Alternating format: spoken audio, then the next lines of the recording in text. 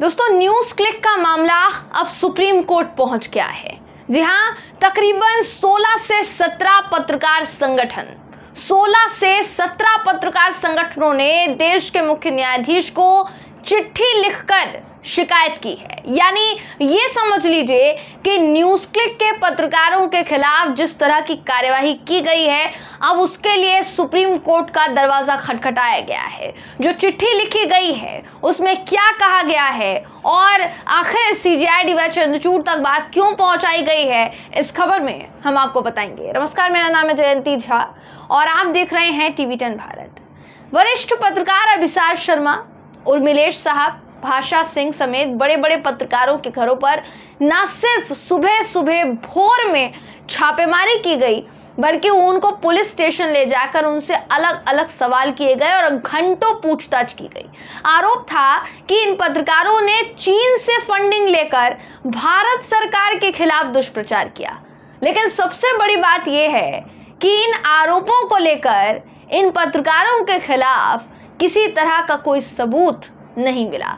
बावजूद इसके इनके खिलाफ जैसा खबरें सामने आ रही है, यूएपीए के चार्जेस लगाए गए हैं। ऐसी खबरें दोस्तों सामने आई है, हम खुद से नहीं कह रहे हैं। इसलिए अब इस पूरे कार्यवाही के खिलाफ तकरीबन 16 से 17 पत्रकार संगठनों ने देश के मुख्य न्यायाधीश को चिट्ठी लिखी है और कहा है कि पत्रकारों को प्रताड़ित करने वाली ऐसी कार्यवाही पर रोक लगनी चाहिए। इन संगठनों ने आगे ये भी कहा है कि वो ये मानते हैं कि वो देश के कानून से ऊपर नहीं है।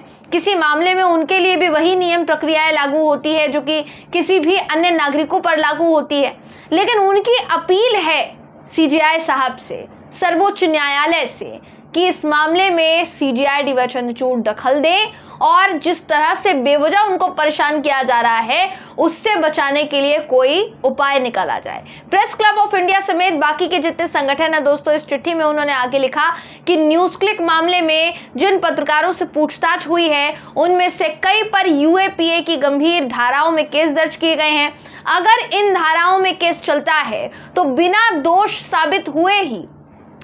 उनका गुनाह साबित हुए ही इन पत्रकारों को जमानत नहीं मिलेगी और उन्हें कुछ ही महीने या कुछ सालों तक बिना वजह से जेल में रहना पड़ सकता है। बाद में अगर मान लिया जाए बेगुनाह करार दे भी दिए जाते हैं तो भी उनके परिवार को उनको बिना वजह अलग अलग परेशानियों का सामना करना पड़ सकता है। ये सीधे तौर पर इस चिट्ठी में कहा गया है। दोस्तों देखिए, ये अब बहुत हाई टाइम है कि सीजेआई तक अपनी बात पहुंचाई जाए, देश की सुप्रीम अदालत तक अपनी बात पहुंचाई जाए, क्योंकि अब ऐसा हो गया है दोस्तों कि सरकार से सवाल पूछना मतलब आप देशद्रोही हैं। सरकार से आप सवाल पूछ रहे हैं मतलब आप गैर कानूनी काम कर रहे हैं। आपके पास अगर सरकार से सवाल पूछने के लिए एक बड़ा प्लेटफॉर्म है, अगर आप एक अच्छी खासी कंपनी में रहकर भी सरकार से सवाल कर पा रहे हैं, तो पूछा जाएगा आपसे कि कहीं उस कंपनी को फंड तो नहीं किया जा रहा है, कहीं उस कंपनी को पैसे तो नहीं दिए जा रहे हैं, तभी सरकार के खिलाफ इतनी आवाज निकल रही है।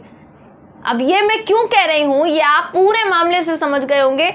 न्यूज क्लिक का जो ये पूरा मामला है, इससे आप समझ गए होंगे दोस्तों। सिर्फ ऐसा नहीं है कि ये जो पूरी याचिका है, ये पत्रकार जो चिट्ठी है सिर्फ पत्रकार संगठनों ने लगाई है।